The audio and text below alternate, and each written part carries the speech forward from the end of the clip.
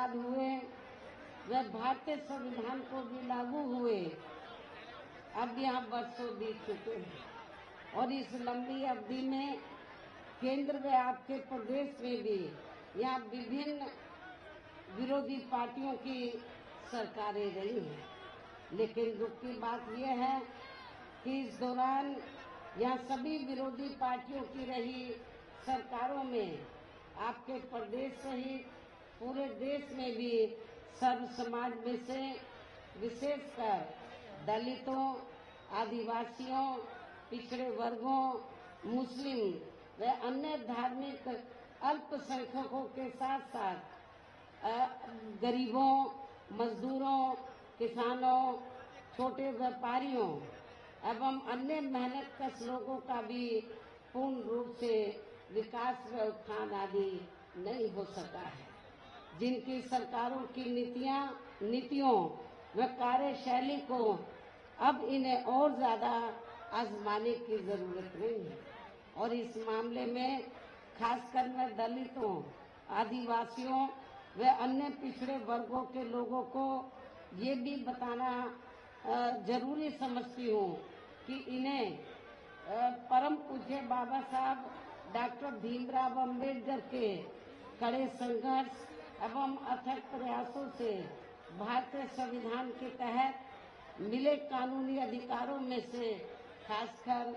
सरकारी नौकरियों में जो आरक्षण की सुविधा मिली है, तो उसे भी यहाँ शुरू से ही इन वर्गों के प्रति हीन व जातिवादी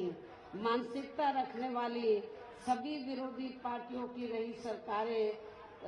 प्रभावहीन बनाने में तथा इसे अब धीरे धीरे खत्म करने की भी पूरी कोशिश में लगी हुई है।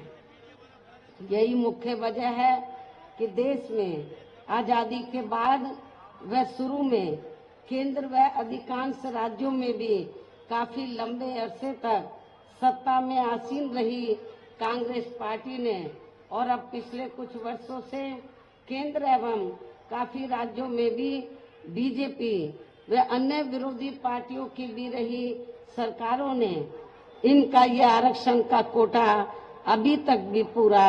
नहीं किया है। पदोन्नति में आरक्षण को तो इन्होंने मान्य कोर्ट की आड़ में काफी हद तक खत्म ही कर दिया है और इस मामले में लगभग यही खराब स्थिति हमें यहाँ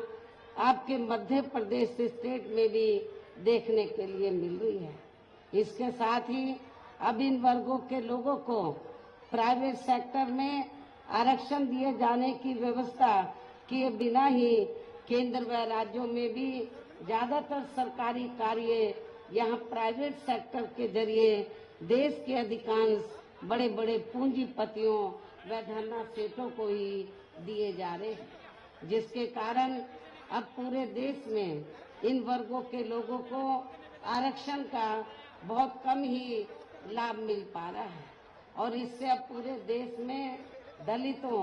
व आदिवासियों के साथ साथ अन्य पिछड़े वर्गों को भी काफी ज्यादा नुकसान हो रहा है। जबकि अन्य पिछड़े वर्गों के लोगों को ये भी मालूम होना चाहिए कि इन्हें मंडल कमीशन की रिपोर्ट के तहत आरक्षण की ये सुविधा केंद्र में कांग्रेस पार्टी की रही सरकार में नहीं मिली है, बल्कि बीएसपी के कड़े संघर्ष एवं अथक प्रयासों से ही केंद्र में रही श्री बीपी सिंह की सरकार में इन्हें ये सुविधा मिली है, जिसका अब यहाँ जातिवादी विरोधी पार्टियों की सरकारें इन्हें पूरा लाभ नहीं दे पा रही हैं।